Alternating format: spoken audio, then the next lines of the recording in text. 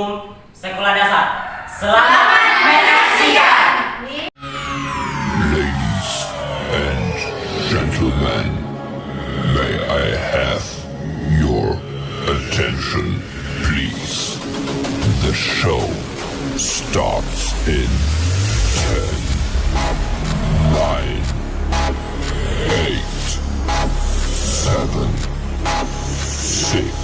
6, 5, 4, 3, 2, 1, go. Materi yang akan kita bahas kali ini adalah fungsi kurikulum, peranan kurikulum, serta perbedaan kurikulum lama dan kurikulum baru. Materi pertama adalah fungsi kurikulum. Fungsi kurikulum dalam rangka mencapai tujuan pendidikan. Fungsi kurikulum dalam pendidikan tidak lain merupakan alat untuk mencapai tujuan pendidikan. Dalam hal ini, alat untuk menempa manusia yang diharapkan sesuai dengan tujuan yang diharapkan. Pendidikan suatu bangsa dengan bangsa lain tidak akan sama karena setiap bangsa dan negara mempunyai filsafat dan tujuan pendidikan tertentu yang dipengaruhi oleh berbagai segi, baik segi agama, ideologi, kebudayaan, maupun kebutuhan negara itu sendiri. Dengan demikian, di negara kita tidak sama dengan negara-negara lain. Untuk itu, maka yang pertama, kurikulum merupakan alat untuk mencapai tujuan pendidikan nasional. Yang kedua, kurikulum merupakan program yang harus dilaksanakan oleh guru dan murid dalam proses belajar, mengajar, guna mencapai tujuan-tujuan itu. Yang ketiga, kurikulum merupakan pedoman guru dan siswa agar terlaksana proses belajar mengajar dengan baik dalam rangka mencapai tujuan pendidikan. Baiklah, materi selanjutnya yaitu fungsi kurikulum bagi siswa. Kurikulum akan mempermudah peserta didik dalam memetakan apa yang harus ia kerjakan dari waktu ke waktu, sesuai dengan evaluasi yang dilakukan oleh guru setiap 3-6 bulan sekali. Selanjutnya yaitu sebagai acuan dalam belajar, karena dengan adanya kurikulum, siswa mampu memahami apa yang harus ia capai, serta bahan pembelajaran apa yang harus dikuasai mereka. Selanjutnya, fungsi kurikulum bagi pendidik. Bagi pendidik ataupun guru, fungsi kurikulum sangat berguna dalam penerapan cara mengajar, karena mereka dapat mengikuti struktur yang telah dibuat dalam penyampaian materi ataupun evaluasi yang akan diberikan kepada peserta didik nantinya.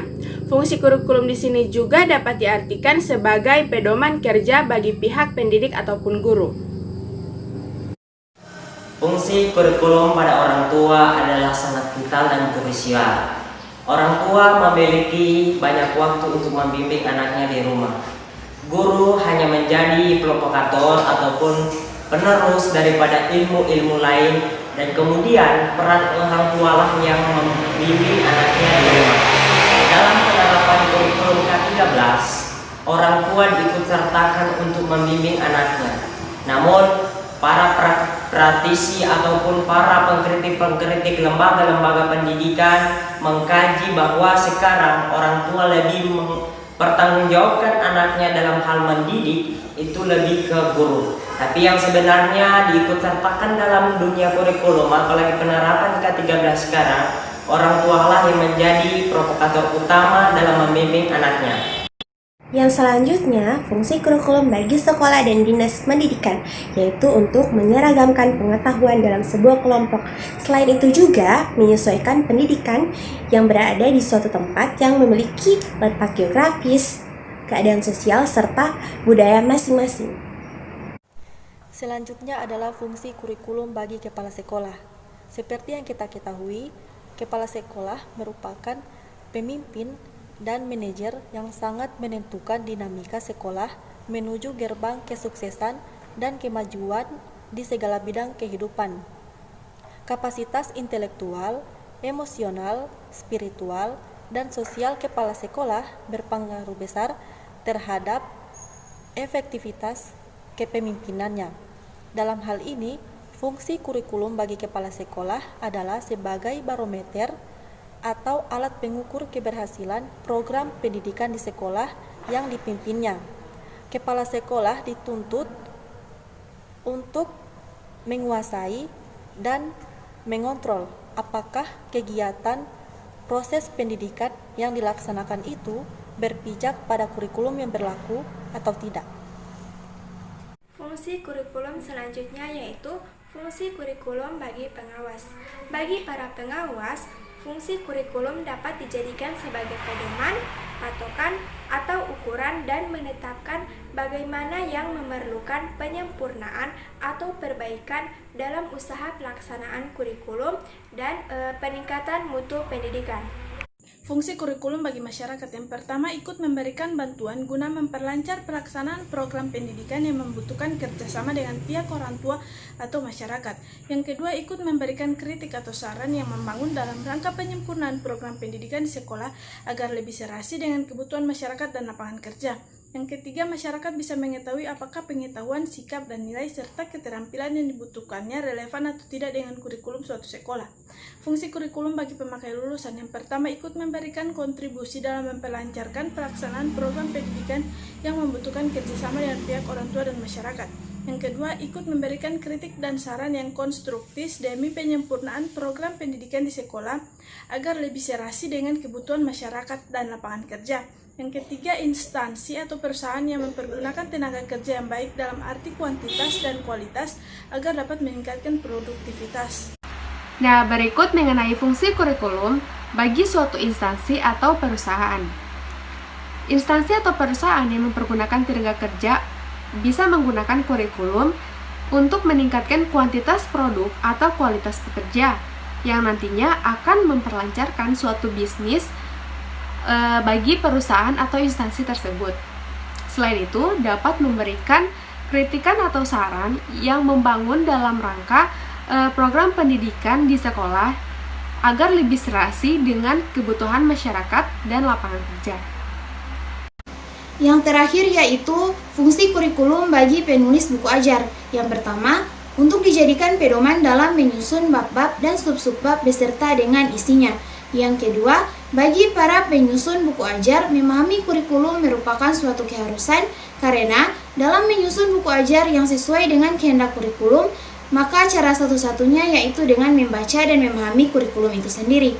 Yang ketiga, para penyusun bahan ajar terlebih dahulu membuat analisis instruksional untuk dapat membuat berbagai pokok bahasan dan subbahasan, kemudian menyusun garis-garis besar program pembelajaran atau GBPP untuk mata pelajaran tertentu yang bersumber dari sumber yang relevan, yaitu bahan cetak yang diperoleh dari narasumber, pengalaman penulis, dan lingkungan. Senantiasa berubah-ubah.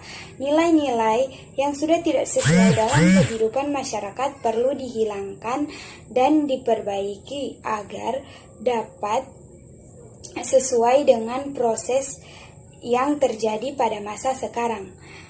Filsafat yang mendukung adalah filsafat epistemologi, yaitu suatu disiplin ilmu yang bersifat evaluatif, normatif, dan kritis. Evaluatif bersifat menilai. Ia menilai suatu keyakinan, sikap, pernyataan pendapat, dan teori pengetahuan dapat dibenarkan, dapat dijamin kebenarannya, dan memiliki dasar yang dapat dipertanggungjawabkan kenalarnya. Sedangkan kritis bersifat atau berarti mempertanyakan dan mengujikan kenalan, cara maupun hasil kegiatan manusia Peranan kritis dan evaluatif. Sebuah kurikulum tidak hanya mewariskan nilai atau budaya yang telah ada, atau menerapkan hasil perkembangan baru yang terjadi.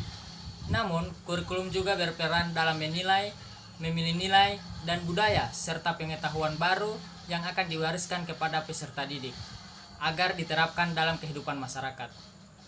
Kurikulum berbasis kompetensi, yang artinya alat kompetensi siswa, yaitu ujian, mestinya lebih banyak pada praktek, dan pada soal uraian terbuka untuk mengukur tingkat kompetensi siswa.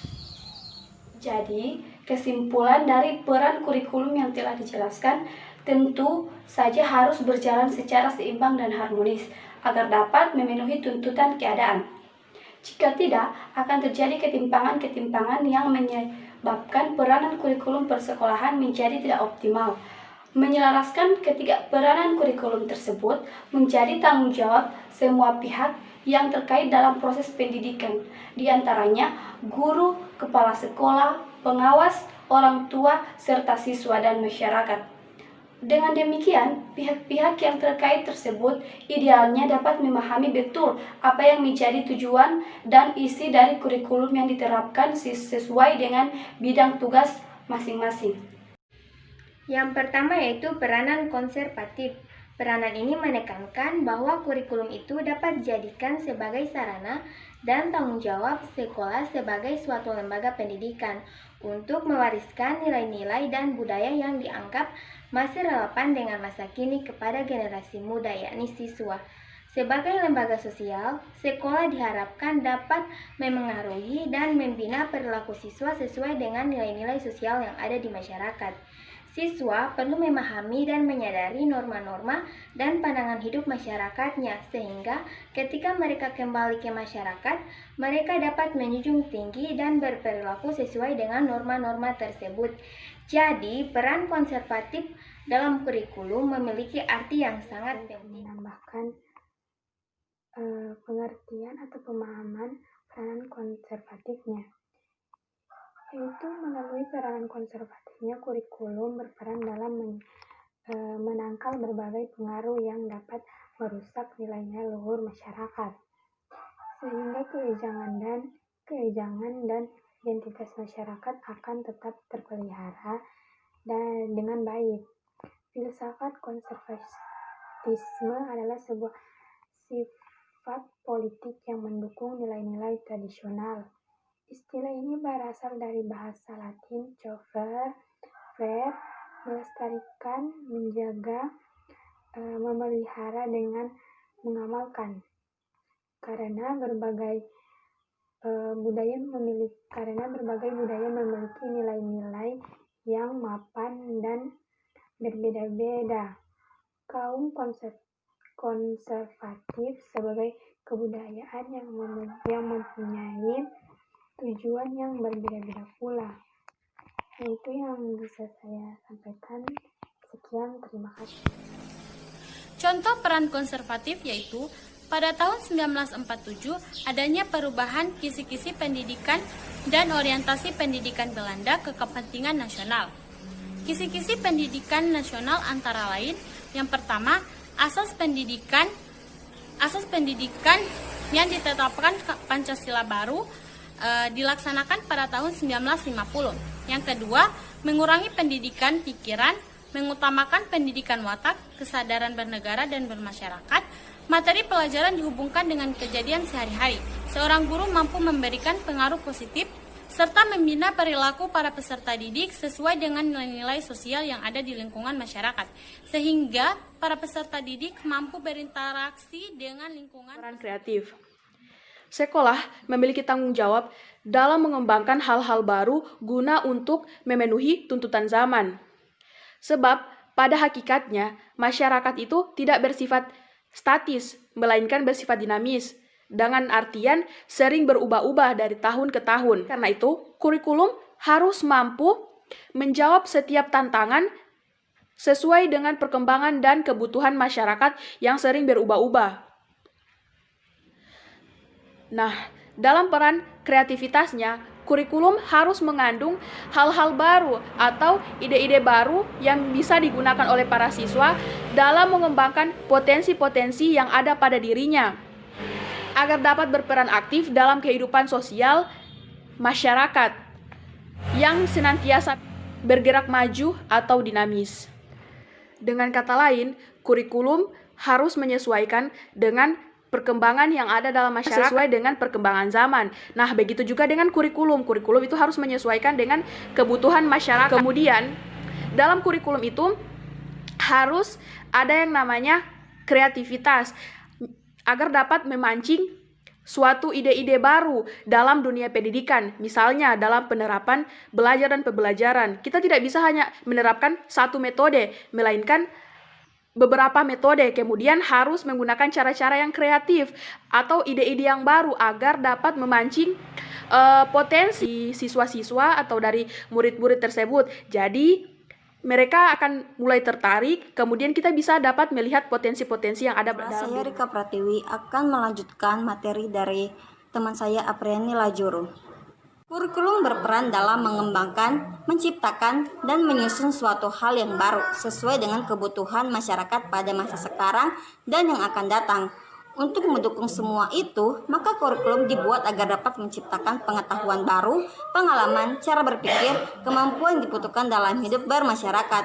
Kurikulum berperan dalam mengembangkan, menciptakan, dan menyusun suatu hal yang baru, sesuai dengan kebutuhan masyarakat pada masa sekarang dan yang akan datang. Untuk mendukung semua itu, maka kurikulum dibuat agar dapat menciptakan pengetahuan baru, pengalaman, cara berpikir, kemampuan yang dibutuhkan dalam hidup bermasyarakat.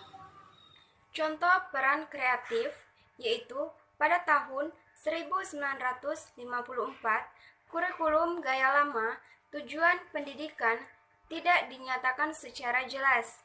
Selang bergantinya zaman diganti dengan kurikulum gaya baru, yaitu pada tahun 1962, yaitu untuk mempercepat pembangunan nasional dan untuk membangun hubungan dengan bangsa-bangsa lain.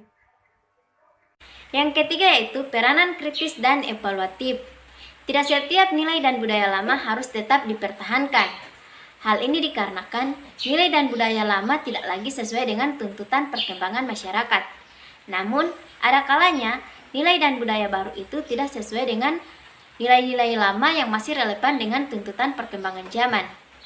Dengan demikian, kurikulum berperan untuk menyeleksi nilai dan budaya mana yang perlu dipertahankan dan nilai atau budaya baru mana yang harus dimiliki siswa. Dalam rangka inilah, peran kritis dan evaluatif kurikulum diperlukan. Kurikulum berperan untuk menyeleksi dan mengevaluasi segala sesuatu yang dianggap bermanfaat untuk kehidupan siswa. Kebudayaan yang senantiasa berubah, begitu juga nilai-nilai budaya dalam masyarakat. Saya akan melanjutkan materi dari peranan kritis dan evaluatif. Nilai-nilai dan budaya dalam kehidupan masyarakat senantiasa berubah-ubah. Nilai-nilai yang sudah tidak sesuai dalam kehidupan masyarakat perlu dihilangkan dan diperbaiki agar dapat sesuai dengan proses yang terjadi pada masa sekarang. Filsafat yang mendukung adalah filsafat epistemologi, yaitu suatu disiplin ilmu yang bersifat evaluatif, normatif, dan kritis. Evaluatif bersifat menilai. Ia menilai suatu keyakinan, sikap, pernyataan pendapat, dan teori pengetahuan dapat dibenarkan, dapat dijamin kebenarannya, dan memiliki dasar yang dapat dipertanggungjawabkan kenalarnya. Sedangkan kritis bersifat atau berarti mempertanyakan dan mengujikan kenalan, cara maupun hasil kegiatan manusia Peranan kritis dan evaluatif. Sebuah kurikulum tidak hanya mewariskan nilai atau budaya yang telah ada, atau menerapkan hasil perkembangan baru yang terjadi. Namun, kurikulum juga berperan dalam menilai, memilih nilai dan budaya serta pengetahuan baru yang akan diwariskan kepada peserta didik agar diterapkan dalam kehidupan masyarakat. Kurikulum berbasis kompetensi yang artinya alat kompetensi siswa, yaitu ujian. Mestinya lebih banyak pada praktek dan pada soal uraian terbuka untuk mengukur tingkat kompetensi siswa. Jadi, kesimpulan dari peran kurikulum yang telah dijelaskan tentu saja harus berjalan secara seimbang dan harmonis agar dapat memenuhi tuntutan keadaan. Jika tidak, akan terjadi ketimpangan-ketimpangan yang menyebabkan peranan kurikulum persekolahan menjadi tidak optimal. Menyelaraskan ketiga peranan kurikulum tersebut menjadi tanggung jawab semua pihak yang terkait dalam proses pendidikan, di antaranya guru, kepala sekolah, pengawas, orang tua, serta siswa dan masyarakat. Dengan demikian, pihak-pihak yang terkait tersebut idealnya dapat memahami betul apa yang menjadi tujuan dan isi dari kurikulum yang diterapkan sesuai dengan bidang tugas masing-masing. Selanjutnya, materi perbedaan kurikulum baru 2013 dengan kurikulum lama KTSP 2006. Pemerintah telah meresmikan berlakunya kurikulum baru tahun 2013. Perangkat kurikulum baru tersebut dibuat dengan tujuan untuk menyesuaikan kemajuan zaman dan juga diharapkan dapat membenahi segala kekurangan pada kurikulum lama 2006. Dalam kurikulum 2013, terdapat sejumlah perbedaan jika dibandingkan dengan kurikulum sebelumnya KTSP 2006. Antara lain yang pertama, pada KTSP 2006, penyusunan standar kompetensi lulusan atau SKL dibuat atau diturunkan dari standar isi atau SI. Sedangkan pada kurikulum 2013, SKL disusun berdasarkan ketentuan masyarakat. Selanjutnya, perbedaan yang kedua yaitu pada KTSP 2006 maupun KBK 2004, standar isi diturunkan dari standar kompetensi lulusan mata pelajaran atau SKL MAPEL. Sementara dalam kurikulum baru 2013, standar isinya diturunkan dari SKL saja. Selanjutnya, perbedaan yang ketiga, yaitu pada kurikulum-kurikulum sebelumnya terdapat pemisahan mata pelajaran yang berperan untuk pembentukan sikap, keterampilan, dan pengetahuan.